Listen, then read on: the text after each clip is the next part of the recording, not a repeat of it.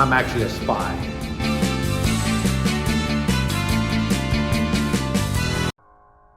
Spyscape Museum is located on 928 8th Avenue, New York, New York. Now, when I came to Spyscape, this was actually the third Saturday in September, which is known as, to all comic book fans and nerds and geeks, Batman Day. So Batman Day is a day that you celebrate Batman and over 80 years of him being in comics, television, movies, TV shows. Batman, without question, is one of the most recognizable superheroes that we have. After all, one of the world's best spies is Batman. So I'm here at Skyscape. It's on 55th and 8th in Manhattan. It's my first time here. I don't know what I'm doing, and I like that. So I'm going to experience it. My beautiful girlfriend took me here for my birthday. So I'm gonna walk around Gotham and see what happens.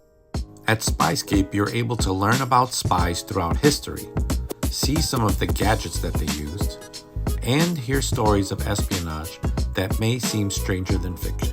Also, just to give you guys a heads up, if you want to do the entire museum, it's going to take you about an hour and a half to 2 hours, depending on how long you take on each room. One of the really cool things was going upstairs and immediately seeing two beautiful cars. The first one was Bruce Wayne's car from the movie The Dark Knight Rises, directed by Christopher Nolan. This car was driven by Christian Bale as Bruce Wayne and by Anne Hathaway as Selina Kyle, aka Catwoman. The next car that was on display was James Bond's car, a 1965 Aston Martin. This vehicle was used from the movie GoldenEye that came out in 1995 with Pierce Brosnan as James Bond. There are 7 interactive galleries spread throughout the museum, dedicated to deception, encryption, surveillance, hacking, intelligence, cyber warfare, and special ops. Spyscape is a museum of spy gadgets and stories. Spyscape introduces visitors to the history of espionage and even lets them test their spying skills through interactive displays and challenges. Visitors are handed digital wristbands on entry so they can test their own skills in decoding, surveillance, and lie detection.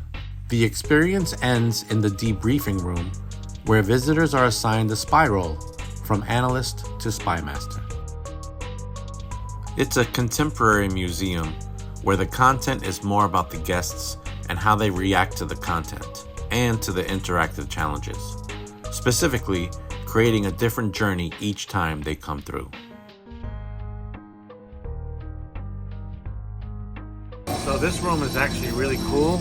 If you could see around, it's like a circular room, and it's basically showing you all the different cameras and how we're being watched all the time and how the government watches us, and how pretty much everywhere you go, there's some camera on you somewhere, everywhere.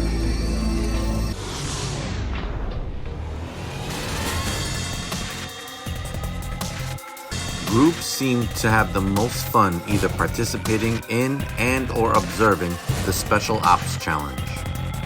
This challenge gives you your very own Catherine Zeta-Jones in entrapment vibe. In this challenge, you have to contort your way around the lasers, and it's broadcast for everyone in the museum to see.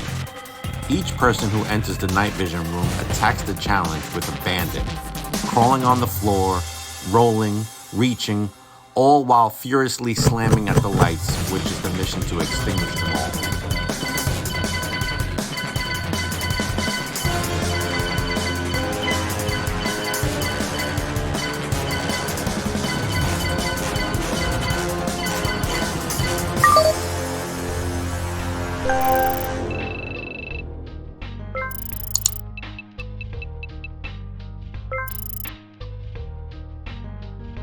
So we just did this thing where you had to tap the lights inside of this like spy room, something similar in Laser Bounce actually, but it's pretty good.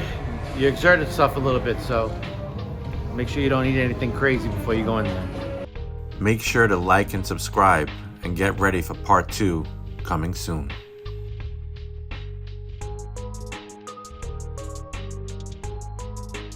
Don't forget to subscribe, like, comment, and share, and I'll see you guys in the next one.